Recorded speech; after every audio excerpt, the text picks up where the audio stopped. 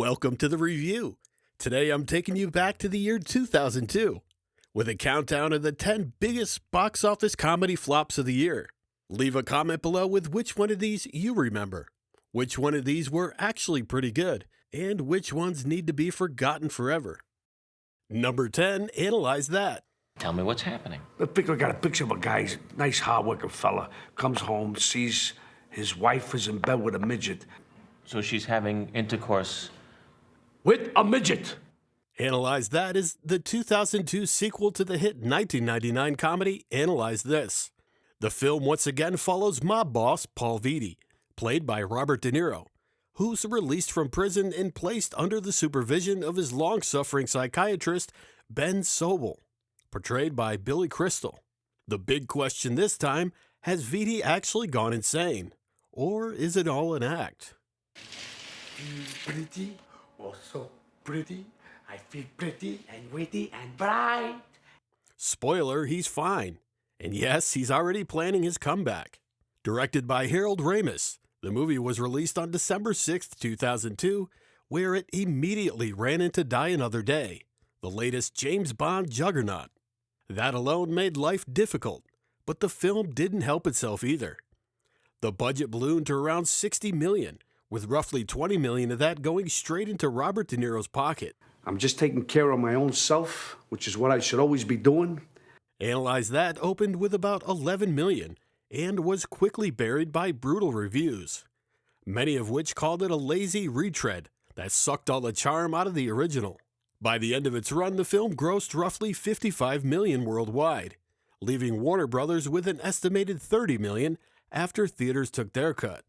Not nearly enough to justify the sequel. The result was both a commercial and critical disappointment.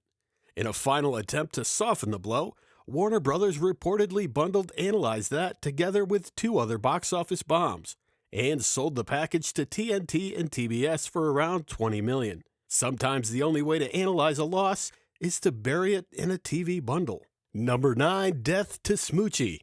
My. It's a rocket ship! It's a rocket ship! The flyers to Cumberland! Here we go! Directed by Danny DeVito and written by Adam Resnick, Death to Smoochy had all the makings of a cult hit. The cast alone was stacked. Robin Williams, Edward Norton, Catherine Keener, Danny DeVito, and Jon Stewart. Instead, it became one of the most infamous dark comedy flops of the early 2000s.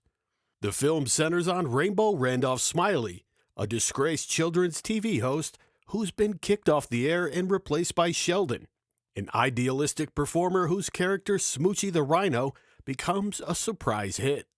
Consumed by jealousy and rage, Randolph sets out to sabotage Smoochy's career by any means necessary, and things spiral into increasingly bizarre and violent territory. It's a Willie, a weenie, Mr. Jiggle Daddy! Get him out of here! The one-eyed Wonder Weasel, don't you see that? Timmy and the twins! Financed by Warner Brothers and UK-based Film 4 for an estimated $50 million. The film was released on March 29, 2002, where it faced stiff competition from Panic Room, The Rookie, and Clock Stoppers. And audiences weren't watching. Death to Smoochy opened with just $4.2 million and limped to a final worldwide total of around $8.5. Critics largely rejected the film, saying it couldn't decide whether it wanted to be a satire, a farce, or a pitch-black comedy, and ended up failing at all three. Behind the scenes, things were even uglier. Film 4 executives reportedly nicknamed the project Death to Film 4 during production, and unfortunately, they weren't wrong. The company lost an estimated $7.9 million on the film, and it became one of the final blows that led Film 4 to shutting down entirely. Sometimes a movie kills at the box office, and this one took the studio with it. Number 8, Showtime. One of the greatest weapons in the TV cop's arsenal. Here, I'll show you. Now look, you gotta stop them, see? Halt! You can throw your body, halt! Showtime is a spoof of buddy cop movies with a very early 2000s twist. Two wildly different police officers are forced to team up, not just on a case, but on a reality-based TV cop show.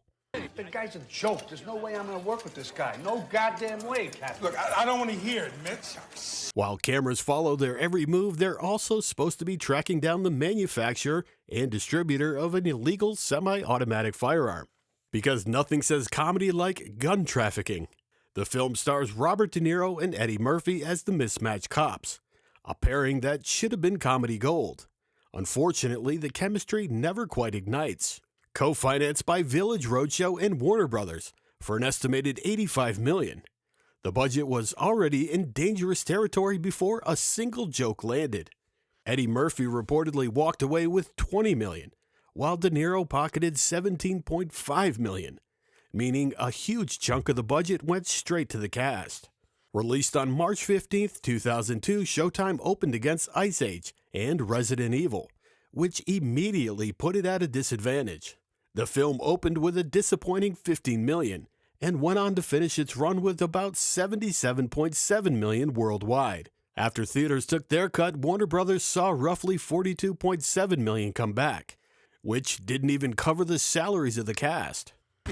Why should I be happy? Reviews were generally poor, criticizing the movie for wasting its premise and relying on tired buddy cop cliches. The fuck does that got to do with anything?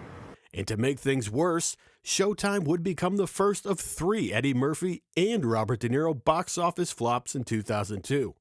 In the end, Showtime proved that even 2 comedy heavyweights can't save a movie when the script never shows up. Number 7, Stealing Harvard. Smash a window and make it look like someone broke in. Smash a window? Think I'm a little busy here, guys. Think you might have caught a whiff of my Gruyère's cheese. Stealing Harvard stars Jason Lee as John Plummer, a well-meaning screw-up who once promised his young niece that he'd pay for her college education. You get into college, and I'll pay for it. And that's a promise from your Uncle John. Years later, that promise comes back to haunt him when she gets accepted to Harvard, and John suddenly realizes he has absolutely no way to pay for it. Desperate, he turns to his dim-witted friend Duff, played by Tom Green, and together they come up with a series of increasingly illegal schemes to raise the money. As you might expect, everything goes wrong, repeatedly. The film was co-financed for $25 million by Revolution Studios and Sony, and it also went through a surprising identity crisis. Originally titled Stealing Stanford, the production ran into immediate trouble when Stanford University placed too many restrictions on the use of its name.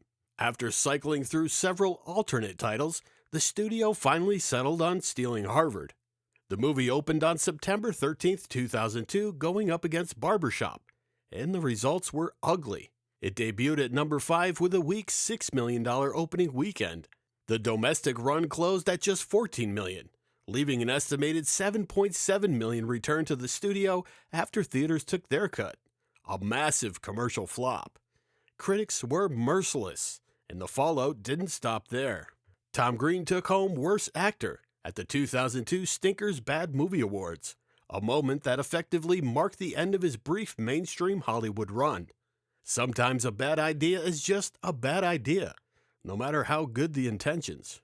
Number 6, The Adventures of Pluto Nash. Excuse me. Can I get through here? Go back to your room, lady. Nice shooting, Ma. Thanks, baby. Widely considered one of the biggest financial disasters in Hollywood history, The Adventures of Pluto Nash stars Eddie Murphy as Pluto Nash, the smooth-talking owner of the hottest nightclub on the moon. Trouble starts when Pluto refuses to sell his club to lunar gangster Morgan, played by Joe Pantoliano, who just happens to be working for the mysterious crime boss Rex Crater, a villain plotting to take over the entire moon. The project was originally conceived back in the early 1980s, but sat on a shelf for nearly 2 decades before finally moving forward in 2000. From there, everything that could go wrong did. Obviously, you did something stupid. With an initial budget of around $80 million, the production was plagued by constant rewrites, many of them reportedly demanded by Murphy himself. There lies your problem. When the first cut was finished, no one was happy. That led to 2 full weeks of reshoots, tacking on another $20 million and pushing production costs to a staggering $100 million. Thanks to the rewrites and reshoots, the release date slid from April of 2001 all the way back to August 16, 2002. Murphy then declined to participate in any publicity for the film. Hey, look, no now and no tomorrow. No means no. Leave me alone. Forcing Warner Brothers to dump an additional $20 to $30 million into marketing just to get people in the door. And, well, it didn't work. Pluto Nash opened with a humiliating $2 million. It finished its run with just $7.1 million worldwide. Critics piled on, with one summing it up perfectly. The Adventures of Pluto Nash is neither adventurous nor funny, and Eddie Murphy is on autopilot in this notorious box office bomb. Well, I don't think so. When all was said and done, Pluto Nash didn't just flop. It became the gold standard of how badly a big-budget comedy can fail. Number 5, Serving Sarah. Look, babe, can we talk about this? Oh! Get up! Serving Sarah is a romantic comedy that centers on a struggling process server, played by Matthew Perry, who's tasked with serving divorce papers to a British socialite, portrayed by Elizabeth Hurley. Instead, she convinces him to serve her husband, hoping it'll secure her a much larger payout in the divorce.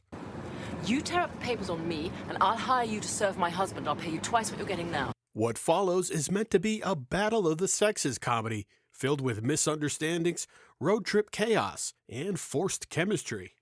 Well, I think I'll just go ahead and get in the bath. Great idea. I got some Mr. Bubbles in my bag. The film was financed by Paramount-based Mandalay Pictures for $29 million, but production quickly ran into serious trouble. During filming, Matthew Perry was openly struggling with drug and alcohol addiction, which led to production being shut down for nearly 2 months while he entered rehab. By the time cameras finally rolled again, the damage had already been done. This loser thinks he's gonna be Ernest and Julio freaking Gallo. Released on August 23, 2002, Serving Sarah opened with just $5.7 million, placing 6th for the weekend. Its domestic run ended at just under $17 million, leaving Paramount with an estimated $9.2 million after theaters took their cut. Sure, but after taxes. Critics were brutal, and Serving Sarah landed on multiple lists for the worst reviewed films of the year. The fallout extended beyond this single project. Paramount had signed Matthew Perry to a 2-picture deal before the film's release, a deal that quietly vanished once the movie bombed. In the end, Serving Sarah served up one of the messiest rom-com flops of 2002. Number 4, Life or Something Like It. Hi, do you remember me? No. I'm much too psychotic to remember something from as far back as yesterday. Another romantic comedy misfire. Life or Something Like It stars Angelina Jolie as Lainey Carrington, a hyper-polished TV reporter whose life seems perfect on the surface. Great job, great friends. Thank you. Great man, great apartment. Great hair, great body. Thank you. While doing a fluff piece about a football game, she interviews a homeless psychic known as Prophet Jack, played by Tony Shalhoub.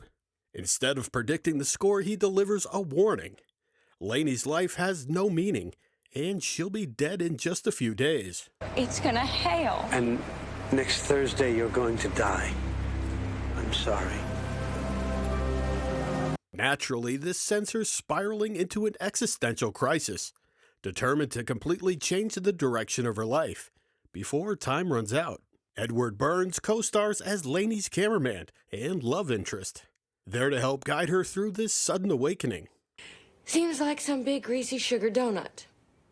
All right. Well, define donut. The project was originally conceived back in 1998 and went through multiple rewrites before being rushed into production to beat a looming writer's strike. That's never a great sign.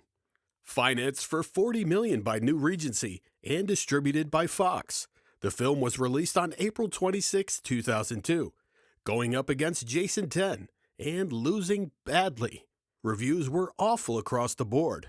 Critics tore into the movie's shallow message, uneven tone, and yes, even Angelina Jolie's wig caught its own share of ridicule. What did that say? Relax, Lainey. It's all right. He's just a chimpanzee. He's naturally attracted to large yellow objects. The film opened with just $6.2 million, landing in 5th place, and went on to earn only $16.9 million worldwide. After theaters took their cut, Regency reportedly walked away with around $8 million, sealing the film's fate as a colossal box office failure. Sometimes the prophecy is unavoidable, and in this case, the box office saw it coming. Number 3, Eight-Legged Freaks. Get back, you eight-legged freak! Oh my God, this is so bad! How did I get up here? I'm afraid of heights. Eight-Legged Freaks is a comedy horror throwback that feels ripped straight out of a drive-in double feature. David Arquette stars as Chris McCormick, who returns to his quiet hometown of Prosperity, Arizona, hoping to reopen his late father's mines. Unfortunately, thanks to a chemical spill and some illegally dumped toxic waste, the town has developed a much bigger problem: an army of giant man-eating spiders that quickly turn Prosperity into an all-you-can-eat buffet. Giant spiders? What the hell kind of bullshit is that? The film also features Carrie Werrer, Scarlett Johansson, Scott Terra, Dougie Doug, all doing their best to survive what is essentially arachnophobia cranked up to 11. Financed by Warner Brothers and Village Roadshow for $30 million, the production faced some behind-the-scenes hurdles. Warner Brothers slashed the shooting schedule from 55 days down to just 40, largely due to fears of a looming writer's strike. Even the title caused problems. The original title, Iraq Attack, was dropped because it sounded a little too much like Iraq Attack. Sorry, I got confused. Released on July 19, 2002, Eight-Legged Freaks opened against K-19, The Widowmaker, and Stuart Little 2. It debuted at number 7 with $6.4 million, trailing behind holdovers like Road to Perdition. Domestically, the film topped out at $17.3 million. Overseas, things went a bit better. International markets added $28.5 million, bringing the worldwide total to $45.8 million, which meant roughly $25.1 million was returned after theaters took their cut. Not great, but not a total wipeout either. Critically, the film fared better than most entries on the list. Reviews were mixed but leaning positive, with Roger Ebert giving it 3 out of 4 stars, calling it one of those goofy movies like Critters that kids itself and gets away with it. In the end, Eight-Legged Freaks didn't quite crawl out of flop territory, but it came closer than most. Number 2, Big Trouble. Have you been drinking tonight, Mr. Benedict? Absolutely not.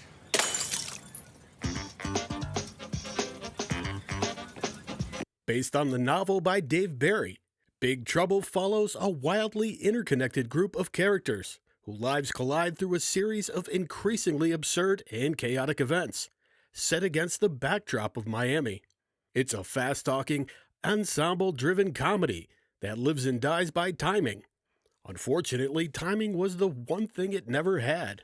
Not right now, okay? The cast was absolutely stacked. Tim Allen, Rene Russo, Stanley Tucci, Tom Sizemore, Dennis Farina, Patrick Warburton, Zoe Deschanel, Jason Lee, Omar Epps, and notably, this marks Sofia Vergara's first appearance in American film and television. Jesus. Disney financed the film for $40 million, with an original release date set for September 21st, 2001. But after the events of September 11th, the studio delayed the movie, concerned about some of the plot elements and overall tone. Hey, start the plane. We have to close the door, and we don't have clearance from the tower. I'll take care of the goddamn door, Zitface. Now start the plane, or I'll blow your Zitface heads off. When Big Trouble was finally rescheduled for April 5th, 2002, it was dumped into theaters with minimal marketing and virtually no buzz. Opening against High Crimes and National Lampoon's Van Wilder, the film was dead on arrival, pulling in just $3.5 million and landing at number 9 for the weekend. Its domestic run closed at a painful $7.2 million, leaving Disney with roughly $3.9 million after theaters took their cut, barely enough to cover the cost of striking release prints. Reviews were mixed, with critics saying, with its large cast and frantic comic pacing, Big Trouble labors for slapstick-style hilarity, but it never really gained steam.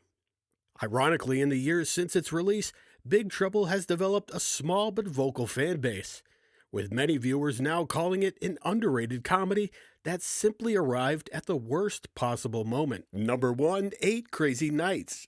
Wear shirts! Oh boy, does that mean wear skins? I don't see any skin, monkey man. Just pass me the ball. Co-written and produced by Adam Sandler and set around Hanukkah, 8 Crazy Nights centers on Davy Stone, a troubled Jewish alcoholic who is sentenced to community service. Your ass busted! Now you go to jail and marry big smelly man!